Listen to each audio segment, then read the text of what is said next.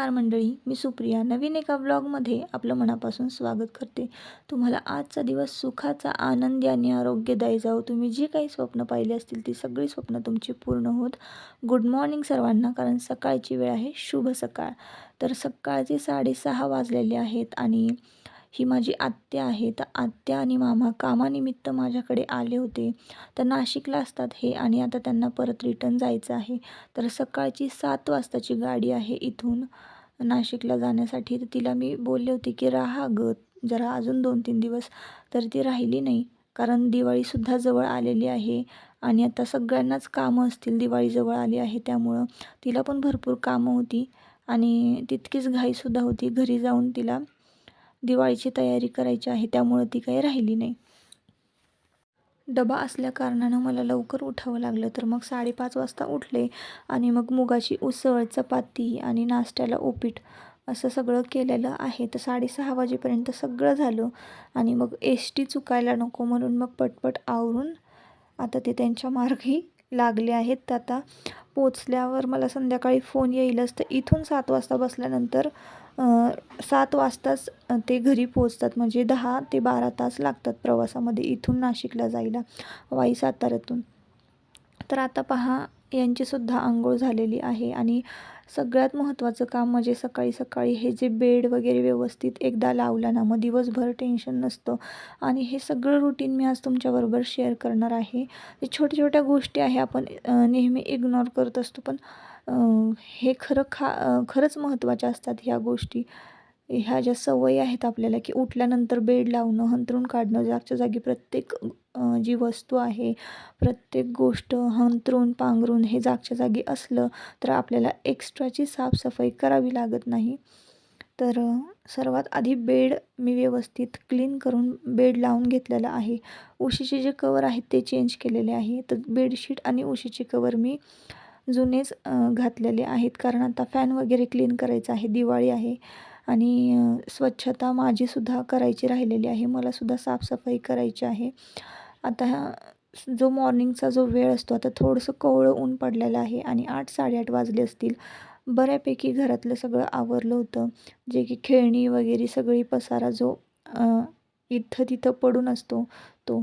आणि आता सकाळची जी वेळ आहे तर ती खरं तर मला 1 ते 1.5 तास हा झाडांसाठी द्यावा लागतो. तर खूप सारी झाडं मी अशी गॅलरीमध्ये लावलेली आहेत.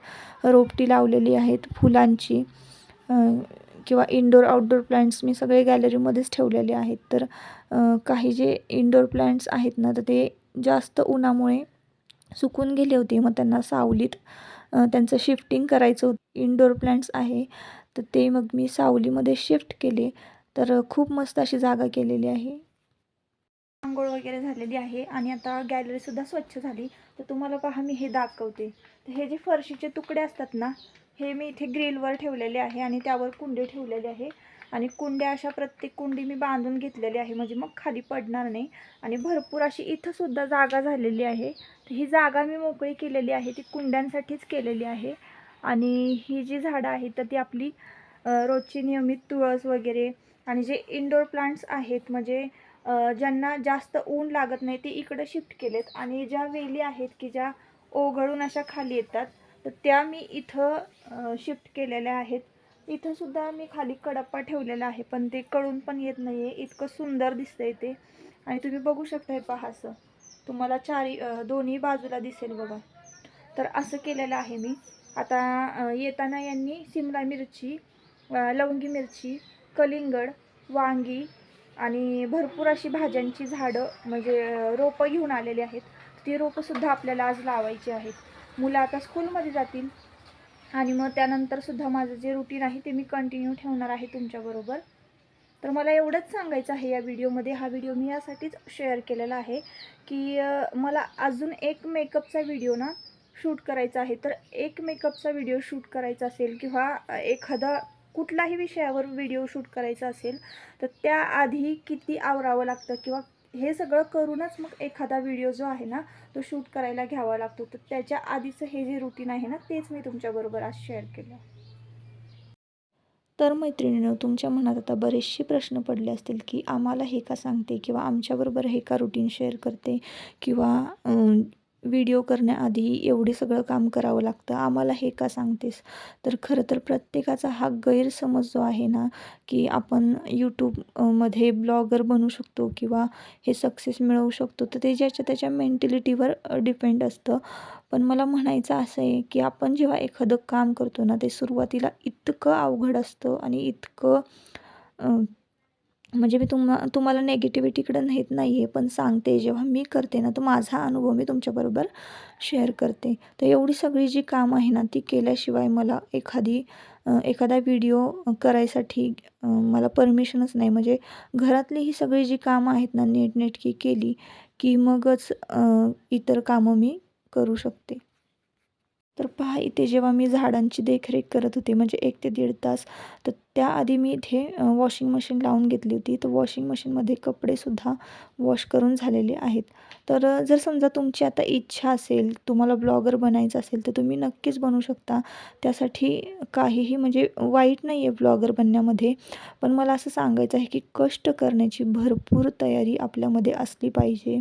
आणि त्यानंतर आहे ना, आपण कसं करतो, आपण ब्लॉगर जर यूट्यूबमध्ये स्टार्ट केलं ब्लॉगिंग, तर आपण मेंटली आणि हेल्थमध्ये सुद्धा आपण खूप स्ट्राँग असलं पाहिजे.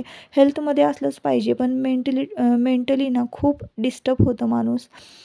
प्रत्येक म्हणजे कमेंट्स म्हणा किंवा घरच्यांचा सपोर्ट असला पाहिजे या गोष्टींसाठी, तरच ह्या सगळ्या ज्या गोष्टी आहेत आपल्याला करता येतात आणि यामध्ये सक्सेस मिळवता येतं.